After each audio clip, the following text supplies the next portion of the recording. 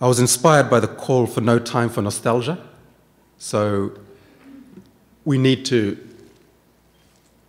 find a new way of providing leadership in our communities, and our communities need to tell us, and they are telling us, how do we move forward here? How do we get a way in which the community can have a system which is recognized by itself and recognized by the state, and we can work together?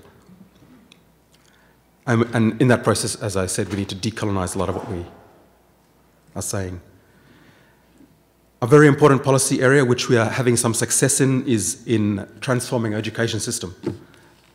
Up until now, we still have the Western education system basically training our young people to go and work in offices. The system set up by the colonial government to get bureaucrats.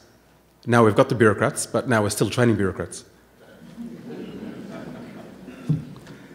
So last year, a new vision statement for a new curriculum was approved at a national level, and so this new system will incorporate as a major thing teaching of culture and language throughout all the years of elementary school, 1/3 of classroom time to community and custom subjects, and traditional knowledge in science. So an important project that we've been doing is to develop a syllabus for science class that presents traditional knowledge and Western science side by side and shows how traditional practices are scientific and how they can be explained scientifically, and also what the traditional rationale is.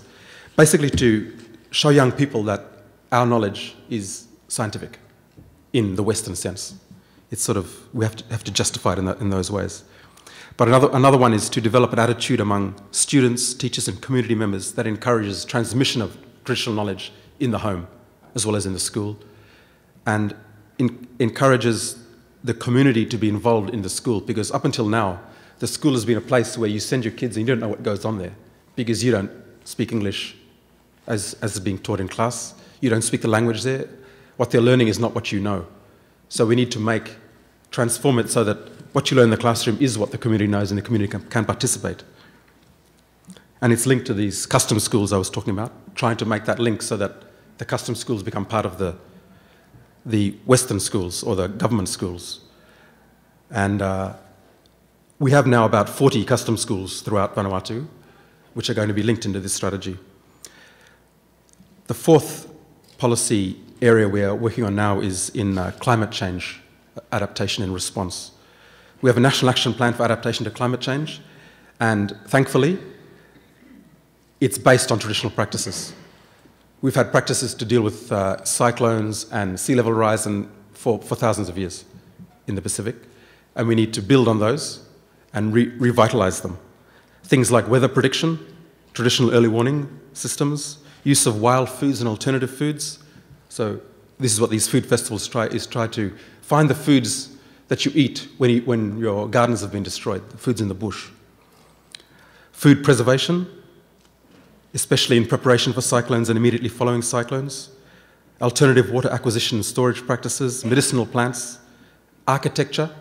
The traditional design is very cyclone-proof, but now we're going to the Western-style house with walls, so we need to look at those architectural styles and see how we can make a new styles for use in cities, for example. And of course, traditional resource management practices. So we need to document these and get them back into policy and back into awareness in schools. And we're very happy with the fact that the world is starting to recognize that traditional management is the best management of resources. We're very happy that the Nobel Prize in Economic Sciences in 2009 was to Elinor Ostrom for her analysis of economic governance, basically saying that local resources are best managed by communities, according to, and indigenous communities were some of the examples she used. And of course the IUCN has also been pushing this a lot of the time, and we hope that it will come up in the next Rio Convention, I think it's next year.